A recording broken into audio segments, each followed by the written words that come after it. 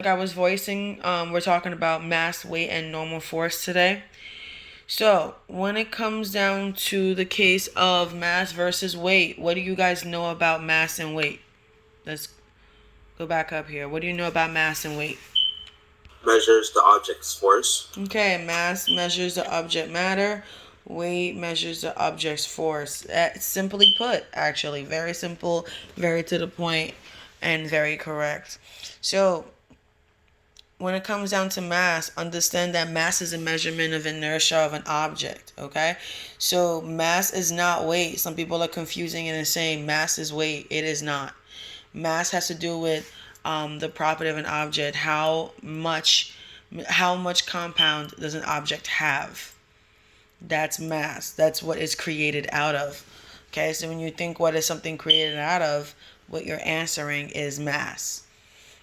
Weight is the force of that entire mass. So because you are made out of all these things combined together gives you your weight because it's a gravitational pull. So in this moment, what I want you guys to also be able to understand is the difference between weight and mass.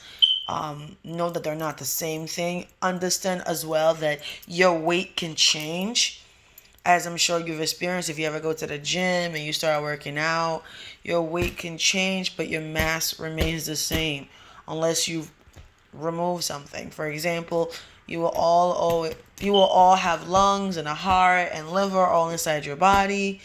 No matter what, even if you lose or gain weight, you will still have the same properties that you are made out of, same components. It does not change.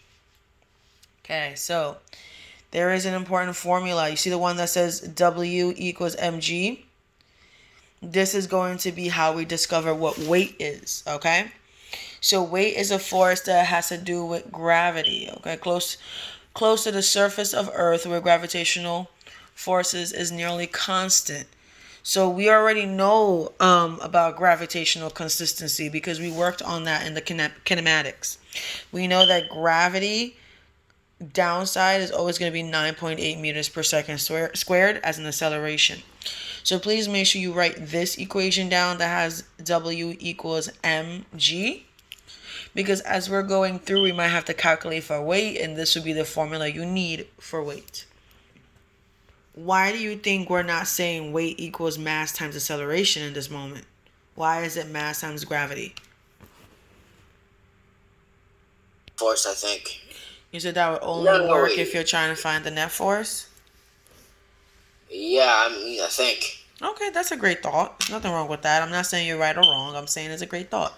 I like it. Thank you for trying. Anybody else? Why do you think we're saying mass times gravity and not mass times acceleration in this moment? Because we're trying to find the weight. Okay. Yeah, definitely. But what does gravity have to do with that?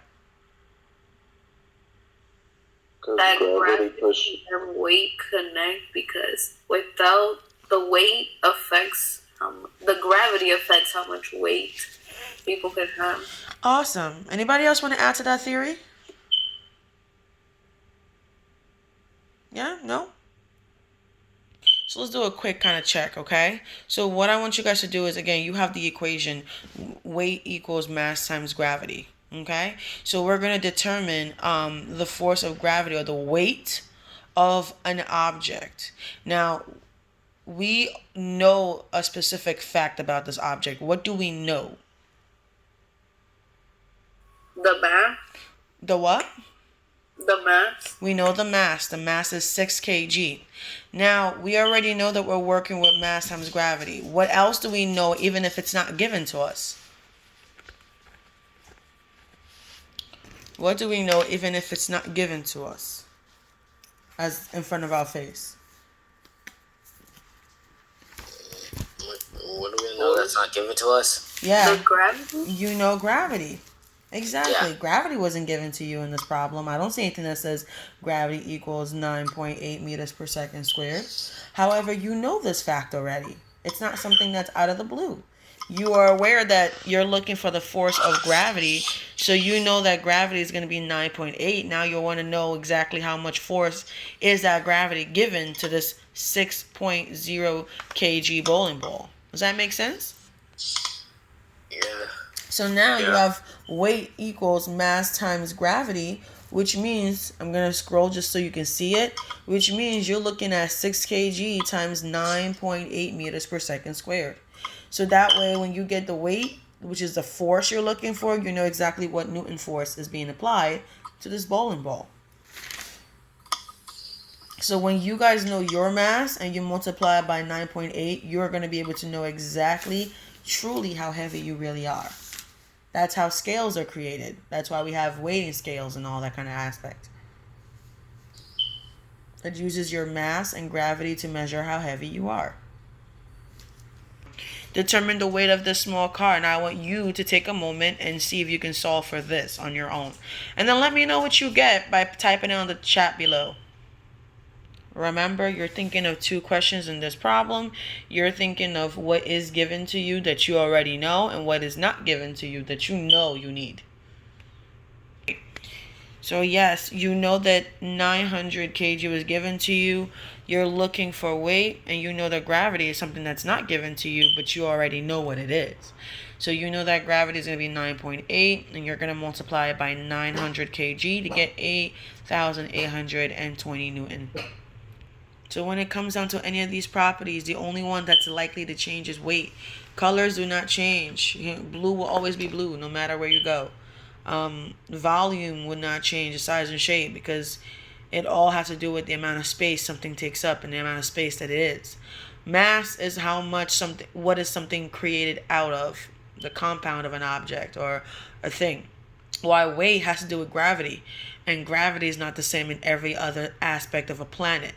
So the moon's gravity is different than Earth. That's why it is the only thing that will be changing.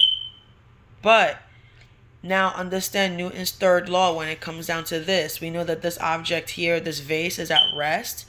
And the only force that we are definitely aware that's happening to this pot, this vase, is gravity is pulling it down. We know it exists because the vase isn't floating.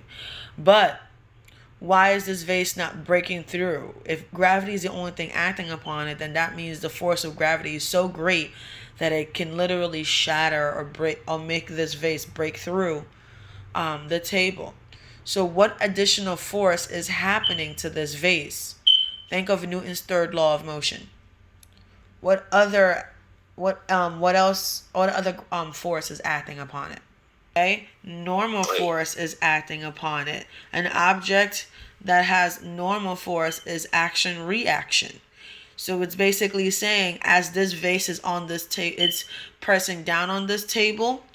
The table is pressing up on the vase. That's why it keeps it balanced. The same way that some of you are sitting down on a bed. As you're pushing down on the bed with your weight and your mass, the bed's weight and mass is putting back up on you. That's why you are not breaking through your bed every time you lay in bed.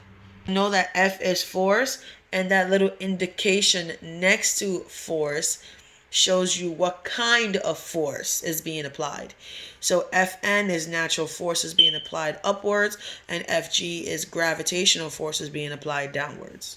This ties into Newton's third law of motion, so make sure you indicate that, because you might need to be able to explain something like this when you do your PowerPoint slide. So this ties into Newton's third law of motion, and for every action there's a reaction. So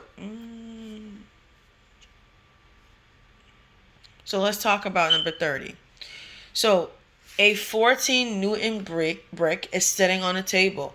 What will be the normal force applied to it? Now remember, for every action there's a reaction. It balances out. So what would be the balancer?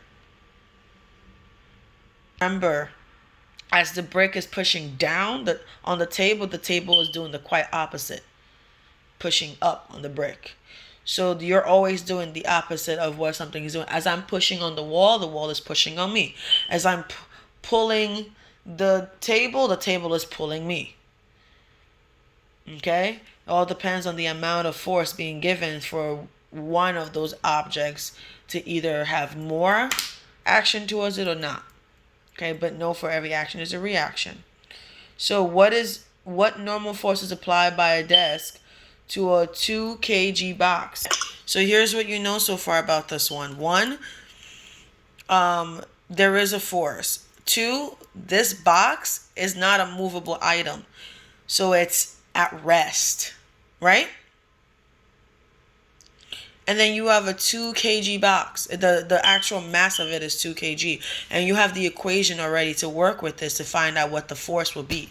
So let's add that equation where force equals mass times what?